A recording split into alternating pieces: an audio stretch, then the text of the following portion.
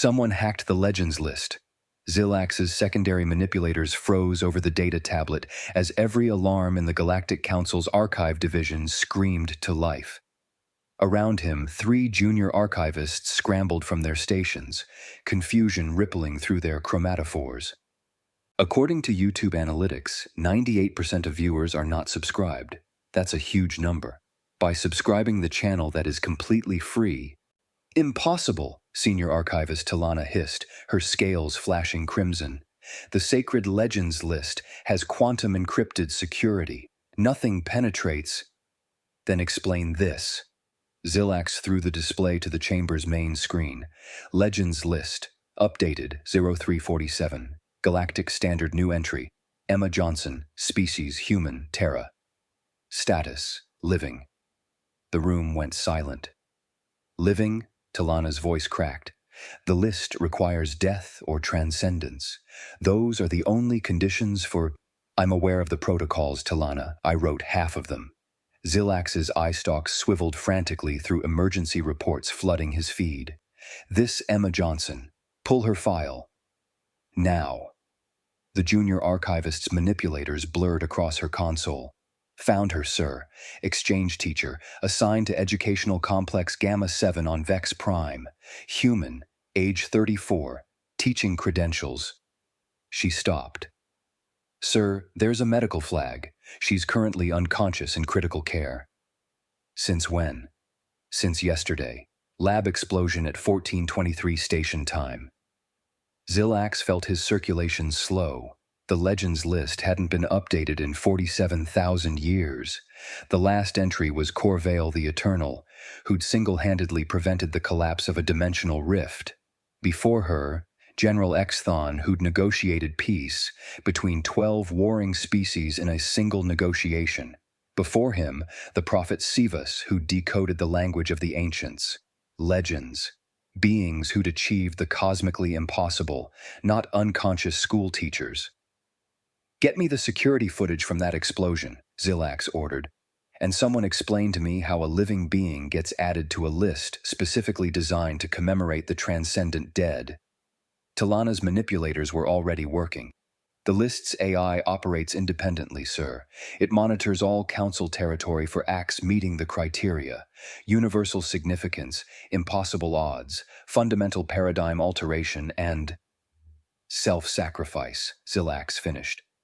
His primary stomach clenched. "Pull up the explosion footage." The holographic display materialized. A standard chemistry classroom, 23 juvenile students of various species clustered around lab stations. A human female, Emma Johnson presumably, moved between groups, her face animated as she gestured at something on a data pad. She wore what humans called a cardigan and had her hair pulled into what his cultural database identified as a messy bun. She looked absolutely ordinary. "Timestamp shows 60 seconds before the incident," Talana narrated. "Students are conducting supervised experiments with reactive compounds, standard safety protocols in place, and—" her voice changed. "Oh no." On screen, a containment field flickered. Just once. One of the students had accidentally cross-contaminated compounds. The reaction was immediate and catastrophic. Zilax had reviewed enough disaster footage to know what came next. Class 7 detonation. Vaporization radius of 40 meters. The entire building should have atomized in 1.3 seconds. Emma Johnson had 1.3 seconds to save herself. She didn't even try. The human's head snapped toward the failing containment with impossible speed. Zilax watched her eyes widen, not with fear, but with calculation. She was already moving, her soft, bipedal frame covering the distance to the students faster than should be possible without enhancement. "Get behind me!" Her voice cracked through the recording, oddly steady despite the alarm klaxons shrieking. "Now, babies, move!" 23 juveniles scrambled behind her as she spread her arms wide, positioning herself between them and the containment breach. Her stance was wrong for defense, too open, too exposed. She had no shielding, no armor, no energy barriers, just her body. "She can't possibly," Talana began. The containment field collapsed, the reaction detonated, and Emma Johnson absorbed it. Zilax watched. They all watched, as enough energy to vaporize a city block hit the human teacher's body and stopped. The blast wave struck her chest and simply disappeared. For a fraction of a second, her entire form seemed to glow with barely contained energy, her silhouette outlined in destructive force that should have unmade her at the molecular level. Then she dropped. Behind her, 23 students stood in a perfect circle of untouched space. Not a single injury. The blast had radiated outward from Emma Johnson's position, carving destruction through walls and equipment, but creating an impossible shadow where the children huddled. The building was damaged. It should have been dust. Emma Johnson was unconscious. She should have been vapor. "Rewind that," Zilax heard himself say. "Show me the moment of detonation again." Talana complied. They watched it 5 times. 10. The result never changed. "She absorbed a Class 7 detonation," Talana whispered. "Nothing organic can absorb that much energy. The human body, any body, has a thermal and kinetic threshold." "She should have—" "I know what should have happened," Zilax cut her off, his eye stalks fixed on the final frame. Emma Johnson collapsing forward, 23 terrified but unharmed children behind her. "Contact the medical facility. I want every scan they have, and get me a direct channel to Earth's Council liaison." "Sir, what do we tell them?" Zilax stared at the Legends List entry glowing on the main screen. Emma Johnson, species human, Terra. Citation: absorbed lethal detonation to protect juveniles. Biological impossibility achieved through conscious self-sacrifice. Paradigm: human protective instinct supersedes physical law. "Tell them," Zilax said slowly, "that we need to fundamentally reassess what humans are capable of when their young are threatened." "Their young, sir?" "Those weren't human juveniles, mixed species class." "She called them babies," Zilax interrupted, replaying the audio. "She didn't distinguish. To her, they were all just children who needed protecting." Talana's chromatophores rippled with confused colors. "Sir, are you saying she broke the laws of physics because of an emotional response?" "I'm saying," Zilax began, then stopped. He had no idea what he was saying. The evidence was impossible. The Legends List didn't make mistakes. And somewhere in a medical facility, a human teacher who'd done something cosmically impossible was unconscious and completely unaware that she'd just rewritten everything the Council thought they knew about her species. "Get me everything," Zilax ordered. "Every file on human protective behavior, every incident report, every cultural analysis. If humans are capable of this—" He gestured at the frozen image of Emma Johnson's glowing silhouette. "Then we've been fundamentally wrong about them from the beginning." Kael'thas had reviewed the footage 17 times, and it still made no sense. The educational complex administrator sat alone in his darkened office, the holographic display casting blue light across his angular features. He'd been the one to approve Emma Johnson's placement 6 months ago.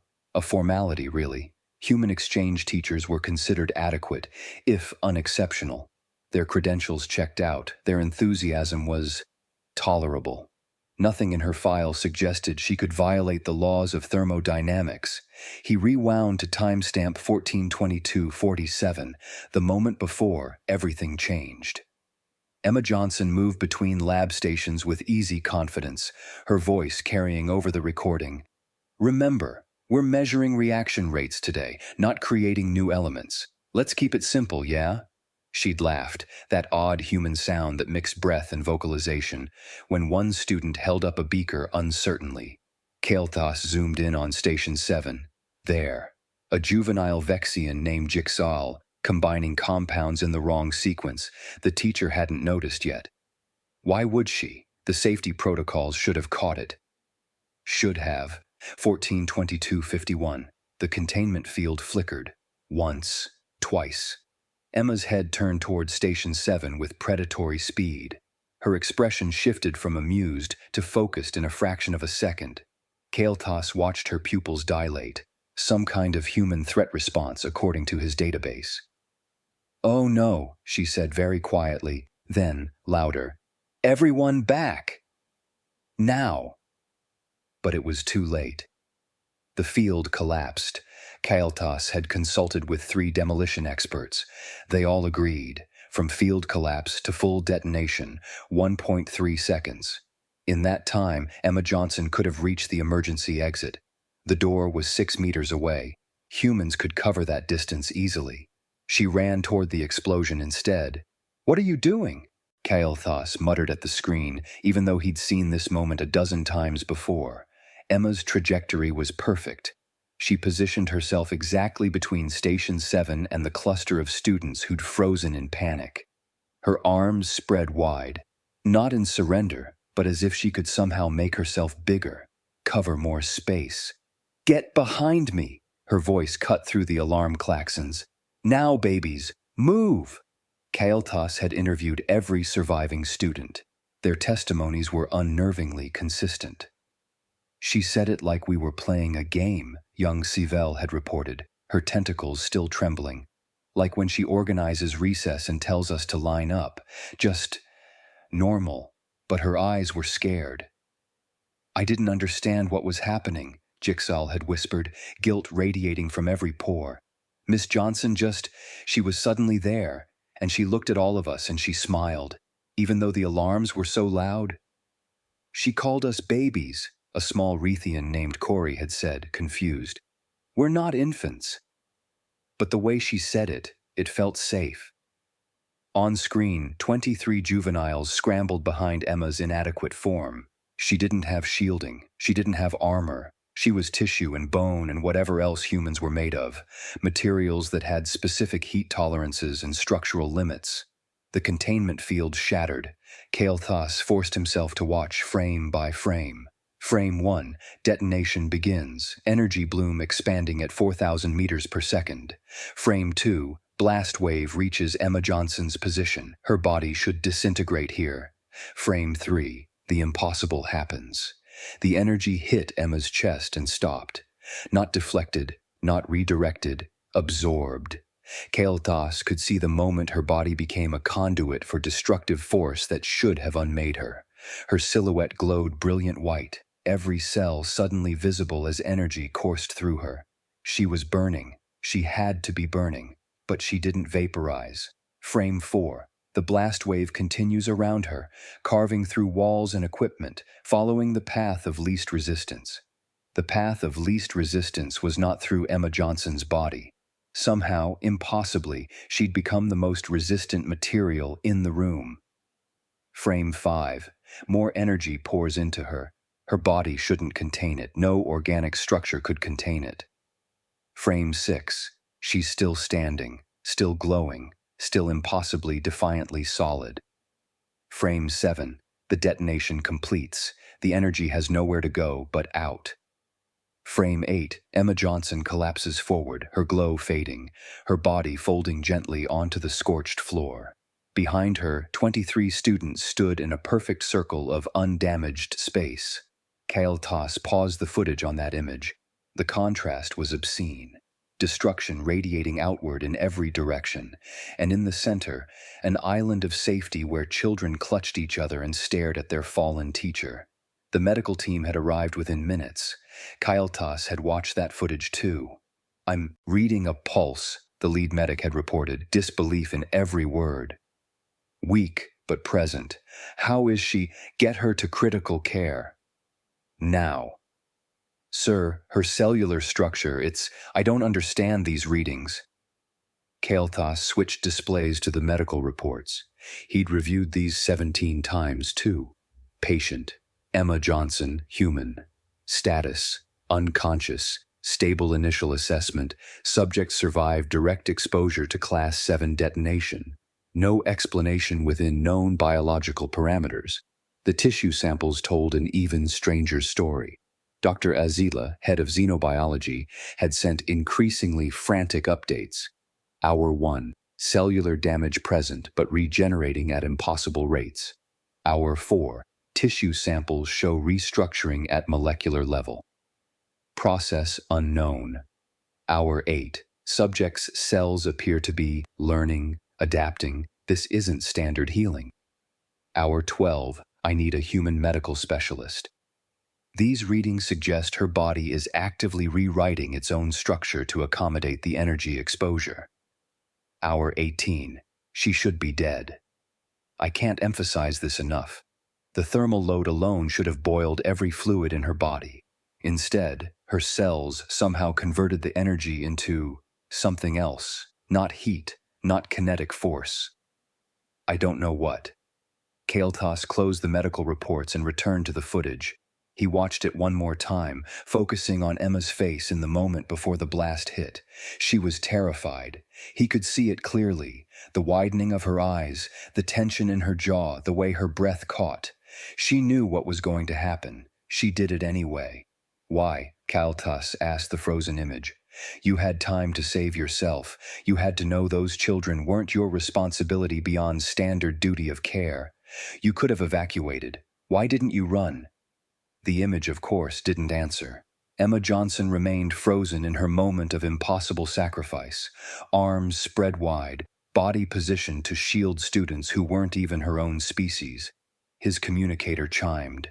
A message from Zilax at the Council archives. Urgent. Need all documentation on human protective behaviors.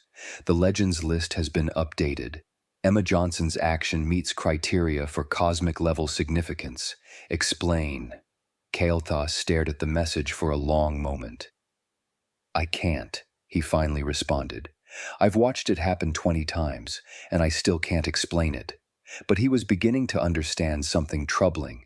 They'd placed humans in positions of caretaking because they seemed competent enough, harmless enough. No one had considered what would happen when a human decided someone needed protecting. No one had realized that harmless and incapable of harm to themselves were entirely different categories. Dr. Azila had practiced xenobiology for 32 years across 400 species. She understood cellular mechanics, energy absorption thresholds, and the absolute limits of organic matter. Emma Johnson's body was rewriting everything she knew. This is impossible, Azila muttered, manipulating the holographic scan with her secondary limbs. Look at this. Her cells converted explosive energy into regenerative fuel. That's not, biology doesn't work that way. Her assistant, a young Vexian named Tyros, leaned closer to the display. Every species has an energy threshold. Beyond that, cellular structure breaks down. It's fundamental physics. I'm aware. Azila highlighted a cluster of cells in Emma's chest cavity, the impact point. A Vexian can absorb approximately 2,000 kilojoules before critical failure. A Rethian, maybe 3,500. The Corval, the most physically resilient species we know, tops out at 8,000. And the blast that hit her? Conservative estimate, 47 million kilojoules. Azila's chromatophores flashed an involuntary distress pattern. She exceeded her theoretical threshold by a magnitude of thousands. She should be a scorch mark on the floor. Instead, her body is healing. The medical bay doors hissed open. Zilax strode in, his eye stalks rigid with tension. Behind him, Kael'thas followed, looking like he hadn't recharged in cycles. Doctor, Zilax said without preamble, I need answers. How did an unarmed schoolteacher accomplish a strategic impossibility? Azila gestured at the scans. I don't have answers. I have data that contradicts itself. Her body should have vaporized. It didn't. Now it's regenerating using the energy that should have killed her. It's as if she stopped, searching for words. It's as if she decided physics didn't apply and her body agreed. Decided? Zilax's tone sharpened. You're suggesting volition affects biological limits? I'm suggesting I don't know what I'm suggesting. Azila's scales rippled with frustration. Look, I pulled Earth's biological data. Humans are unremarkable. Average durability, average cellular structure, average everything. They're soft. They damage easily. They have no natural defenses worth mentioning. Kael'thas moved closer to the observation window where Emma lay unconscious, monitoring equipment humming around her. Then how? That's what I've been trying to understand. Azila pulled up another display. I requested Earth historical files, cultural data. I thought maybe there was something in their evolution, some hidden adaptation we missed. And, Zilax prompted. And I found hundreds of incidents like this. Azila's voice dropped.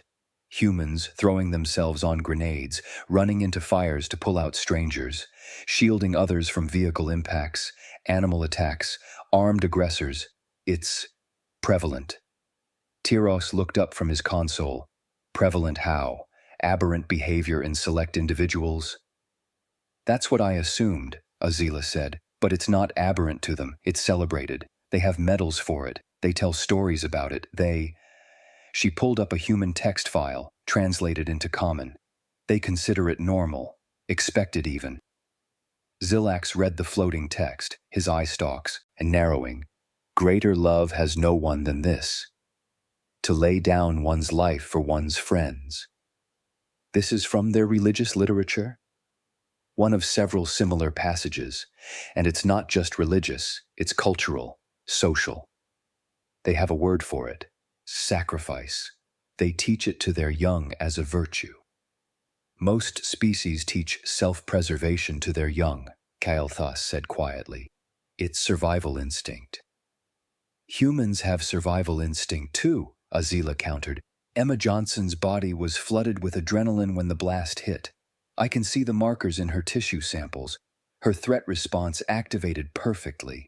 Her brain was screaming at her to run. But she didn't. No.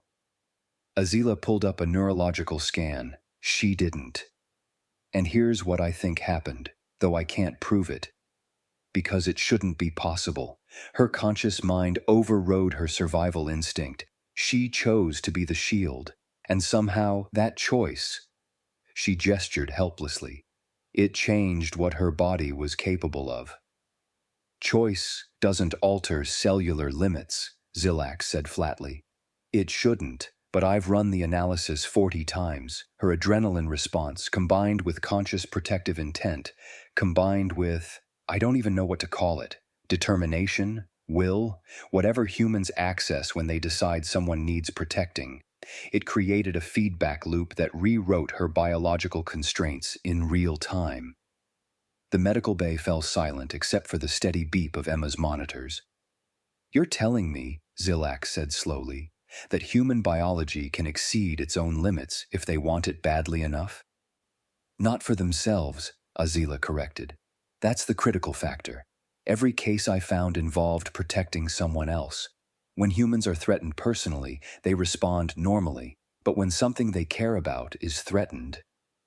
She highlighted Emma's cellular structure. The rules change. Kael'thas's communicator chimed. He glanced at it, then looked up sharply. The Legends List AI has published its verification report. The Council is convening an emergency session. Zilax pulled up the report on his own device. His chromatophores shifted through 3 different colors as he read. Legends. List verification. Emma Johnson. Criteria. 1. Universal significance. Act preserved 23 lives representing 12 species. Prevented diplomatic incident. Demonstrated previously unknown human capability. Verified. Criteria. 2. Impossible odds. Survived energy exposure. 5,075 times beyond human biological tolerance. 0 probability of success by conventional analysis. Verified. Criteria. 3. Paradigm. Alteration. Proved conscious choice can supersede biological law. Requires fundamental reassessment of human protective capabilities. Verified. Criteria 4. Self-sacrifice. Subject had clear escape route. Chose certain death to shield juveniles. No survival expectation. Verified. Conclusion. Emma Johnson's act meets all requirements for Legends List inclusion. Cosmic level heroism confirmed. They're debating whether to send a research team to Earth, Kael'thas said, still reading his updates. The Council wants to know if humans routinely perform legend-worthy acts without recognizing their significance. Azila pulled up more Earth files. I can answer that. Yes, look at this. Teachers shielding students during school attacks. Parents lifting vehicles off trapped children with strength that should be impossible. Firefighters entering collapsing buildings. Soldiers covering grenades with their bodies. She scrolled through case after case. They do this constantly. They don't even consider it exceptional. Because to them, it isn't, Kael'thas said, understanding dawning. It's just what you do when someone needs protecting. That's what she said in her teaching application, Azila remembered. She found the file, displayed it. Question: why do you want to work with juveniles? Her answer: because kids need someone looking out for them. That's the whole job. Zilak stared at the unconscious human. She meant that literally. Apparently. Azila checked Emma's vitals. Still stable, still healing, still impossible. The question is, what do we do with this information? We update our threat assessments, Zilak said grimly. If humans can break physics when something they care about is endangered, then we've been categorizing them incorrectly from first contact. They're not a threat, Kael'thas objected. Not to us, Zilak agreed, but to anything that threatens what they've decided to protect. He gestured at the scans, at the impossible data, at Emma Johnson sleeping peacefully while her body performed miracles. That's a different calculation entirely. Azila's console beeped. She glanced at it, then smiled, a human expression she'd learned from Emma herself. Her neural activity is increasing. I think she's waking up. All three of them turned to the observation window. The human who'd rewritten the laws of biology stirred slightly, her face scrunching up in what Azila had learned to recognize as human confusion. Should we prepare? Tyros asked nervously. If she's capable of... She's a teacher, Kael'thas interrupted, who just woke up from a coma after saving her students. I think we can handle one confused human. Azila wasn't so sure. She'd just spent 3 days learning that humans were capable of far more than anyone had imagined. The question was, what else hadn't they imagined? Emma's first conscious thought was that someone had replaced all her bones with broken glass. Her second thought was, where are my students? She opened her eyes, a process that took more effort than it should, and found herself staring at an unfamiliar ceiling. Medical equipment hummed around her. The air smelled wrong, tasted metallic. Miss Johnson? A familiar voice. Dr. Azila appeared in her field of vision, her scales shifting to concerned purple. Try not to move too quickly. You've been unconscious for 3 days. 3. Emma's throat felt like sandpaper. The kids. Are the kids okay? All unharmed, not a single injury. Azila's chromatophores rippled with something Emma couldn't identify. Thanks to you. Memory crashed back, the containment breach, the detonation, the desperate calculation that she could possibly get between the blast and... Oh God. Emma tried to sit up, failed, settled for turning her head. Did I make it? Did it work? It worked. Azila manipulated something on a nearby console. You absorbed a Class 7 detonation. The energy release could have destroyed 6 city blocks. Instead, you contained it. Somehow. Emma blinked at her. I did what now? You absorbed. No, I heard you. Emma laughed weakly, then winced at the pain in her ribs. That's not possible. I'm a middle school teacher, not I don't even know what you'd call that.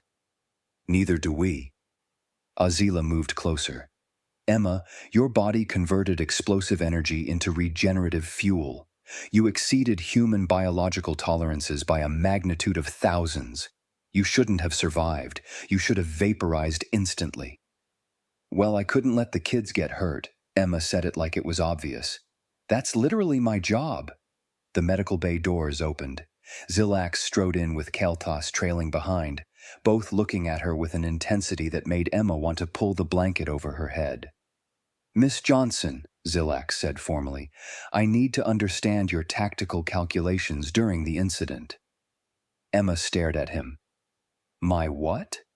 When you positioned yourself to intercept the blast, What strategic analysis led to that decision? What training protocols did you activate? Tactical? Strategic? Emma would have laughed if it didn't hurt so much. They're 8-year-olds. You don't calculate, you just do it. Zilax's eye stalks tilted in confusion. You had 1.3 seconds. You must have assessed the variables: survival probability, alternative solutions, risk-benefit analysis. I saw kids about to get blown up, Emma interrupted. There wasn't time for variables. I just moved. But your training. Oh, my training, Emma managed a weak chuckle. First day of teacher college, they tell you, you're the last line between your students and anything that wants to hurt them. Act accordingly. That's pretty much it. Silence fell over the medical bay. That's it? Kaltas's voice was strained. That's the extent of human teacher training for crisis situations? I mean, we do drills, Emma offered. Shooter scenarios, fire evacuations, earthquake procedures. You know, normal stuff. Normal, Azila repeated faintly. Yeah. We practice what to do if someone comes into the school with a weapon, or if there's a structural collapse, or... Emma noticed their expressions. Why are you all looking at me like that? Because, Zilax said carefully, you just described sacrificial protection protocols as entry-level employment requirements. Well, yeah? Emma was getting confused. What else would we do? If something bad happens, the kids need someone who'll... She gestured vaguely. Who'll be the shield?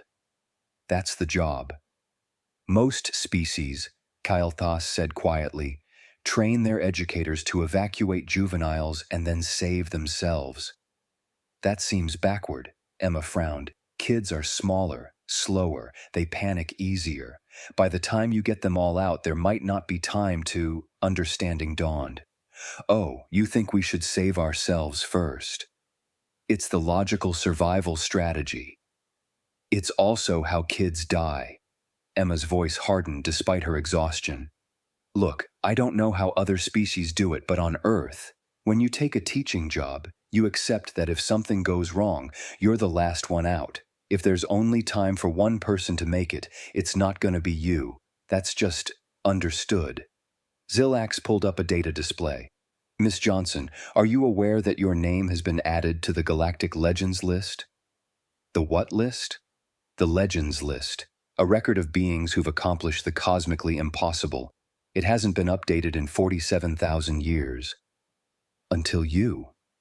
Emma stared at the display showing her name among legendary warriors, prophets, and heroes. There's gotta be a mistake. I just did what any teacher would do.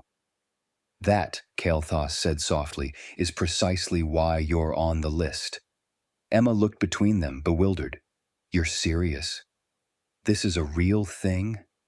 The list's AI independently verified your act, Azila explained. Universal significance, impossible odds, paradigm alteration, self-sacrifice. You met all 4 criteria. But I didn't, Emma struggled to find words. I'm not special. Back home, teachers do this kind of thing all the time. Sandy Hook, Uvalde, Parkland. She saw their blank expressions. School attacks where teachers shielded students. Some of them died doing it. They're the heroes, not me. I just got lucky. You absorbed 47 million kilojoules of energy, Azila said flatly. That's not luck. Then I don't know what it is. Emma's frustration bubbled over. I saw the containment fail, I saw my kids in danger, and I moved. That's it. There's no special training, no secret technique. You just, when someone needs protecting, you protect them. How is that legendary? The room fell quiet. Finally, Zilax spoke. Because most species can't do what you did, Miss Johnson. We can't override our survival instincts. We can't make our bodies exceed their physical limits through sheer force of will. We certainly can't break the laws of thermodynamics because we decided someone needed saving. But we've been reviewing Earth's history, Kael'thas continued. This is what humans do. Parents lifting impossible weights off trapped children, soldiers covering grenades with their bodies, civilians running into burning buildings. You do these things without calculating the cost, without hesitation. Because people need help, Emma said, like it was the simplest thing in the world. Yes, Zilax agreed. That's the revelation. Humans help, not when it's safe, not when it's logical. You help when it matters, regardless of cost, and somehow your biology supports that choice. Emma was quiet for a moment. So what happens now? The Council is establishing new protocols, Zilax said. Optional positions for human guardians at high-risk facilities. If you volunteer, of course. You want me for security? Emma laughed, then immediately regretted it as pain flared. I teach art history and basic chemistry, badly apparently, given recent events. The explosion wasn't your fault, Kael'thas said quickly. Equipment malfunction, not human error. And yes, Zilax added, we want humans for protection roles. You've proven that when humans decide someone needs defending, biological limitations become flexible. Emma processed this. Can I think about it after I, can stand up without wanting to die? Of course. Azila adjusted something on the medical console. You need rest, several more days at least. The kids, Emma said suddenly. Can someone tell them I'm okay? They must be so scared. They've asked about you every hour, Kael'thas said gently. They've been making you cards. Emma smiled, real and warm despite the pain.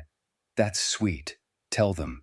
Tell them Miss Johnson will be back to confiscate contraband snacks and make terrible puns very soon. As the others filed out, Azila paused at the door.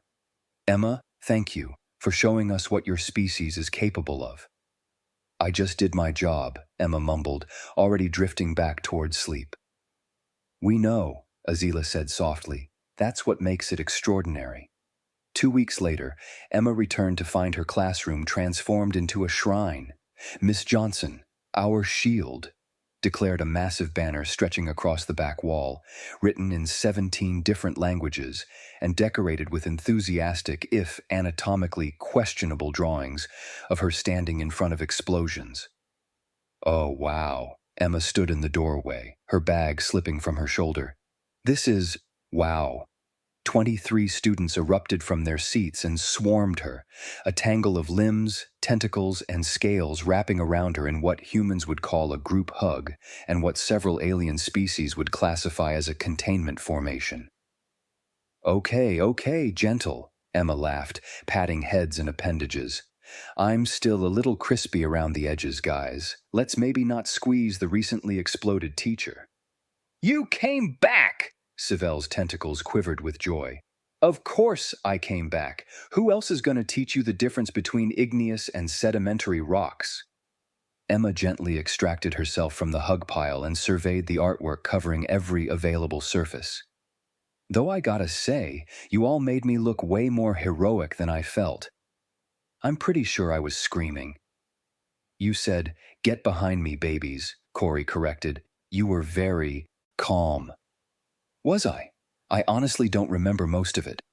Emma set her bag on the desk, trying not to notice how her hands still trembled slightly. 2 weeks of recovery hadn't quite erased the muscle memory of absorbing enough energy to level a city block. In the observation room, Kael'thas watched through the one-way glass.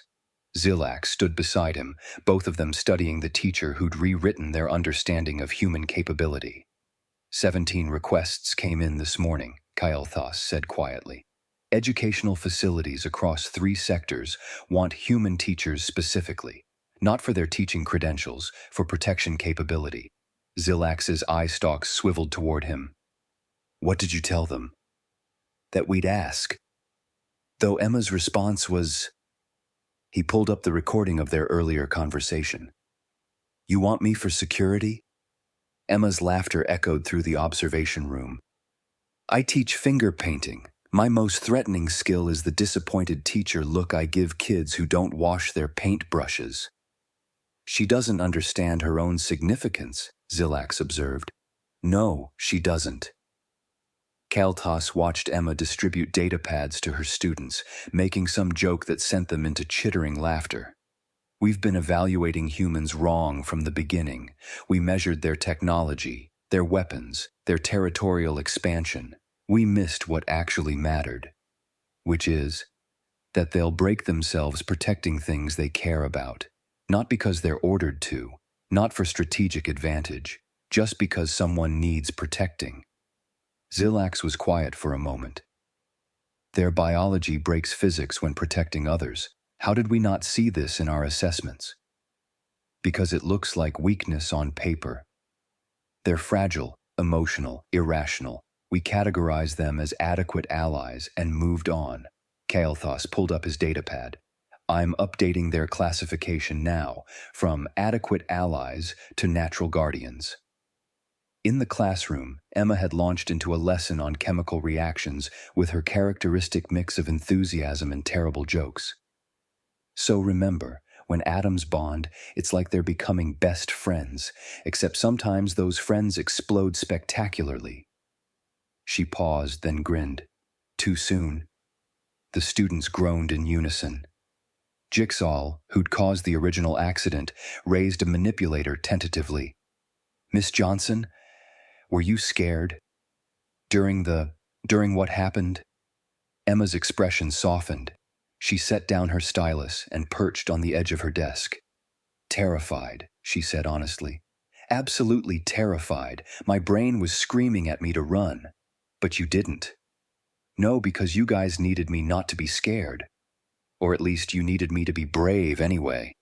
Emma shrugged like she was describing her lunch order. Sometimes the job means being scared and doing it anyway. Because that's what teachers do. That's what anybody does when someone they care about is in trouble. Emma picked up her stylus. Again. Now, speaking of trouble, chemistry homework is due Friday. And maybe let's all agree to avoid unauthorized experiments for a while. She winked at Jigsaw, who turned a relieved shade of green. Kael'thas added a final note to his report.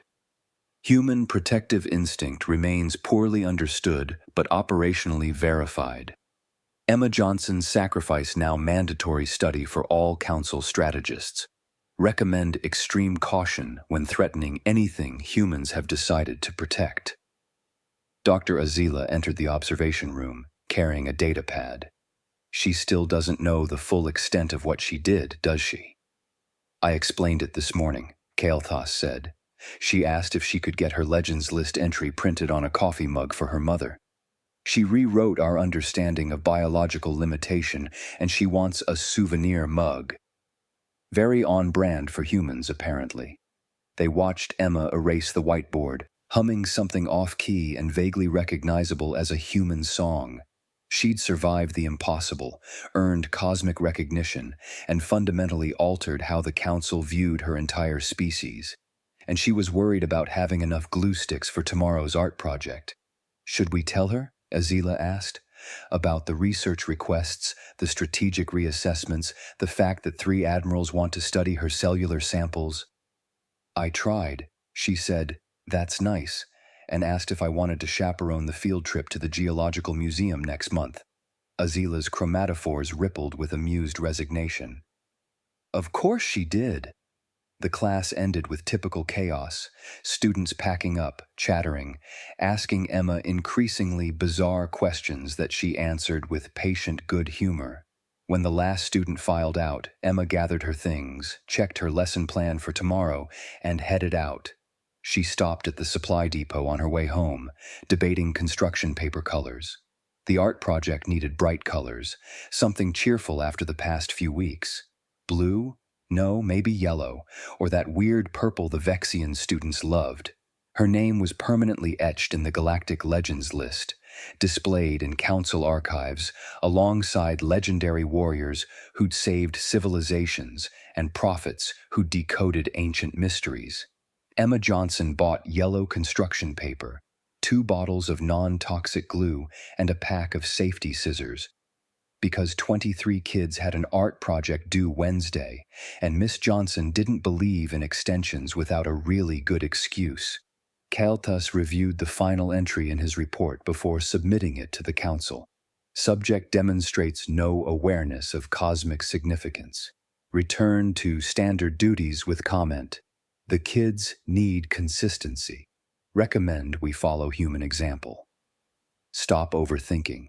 Start protecting. Classification update approved. File closed.